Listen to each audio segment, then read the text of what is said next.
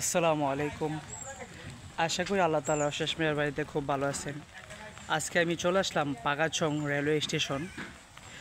এটির অবস্থান হচ্ছে ব্রাহ্মণবাড়িয়া সদর থানার মাছেহাতা ইউনিয়নের অন্তর্গত।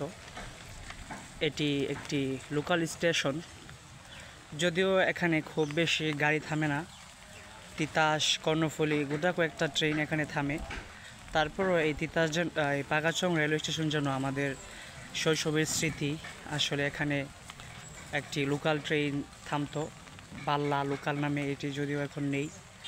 তো আসলে এই পাগাছং স্টেশন আমাদের অনেক স্মৃতি বিজড়িত একটি স্টেশন। কারণ আমি চান্দপুর তবিসুদ্দিন মাধ্যমিক বিদ্যালয়ের একজন শিক্ষার্থী ছিলাম, সেই হিসাবে এই স্টেশনটি আমার কাছে অনেক সুপরিচিত, আমার শৈশবের স্মৃতি।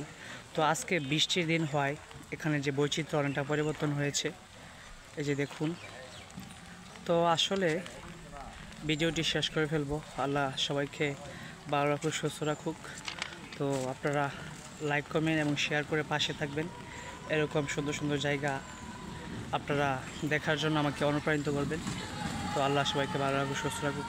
আসসালামু আলাইকুম।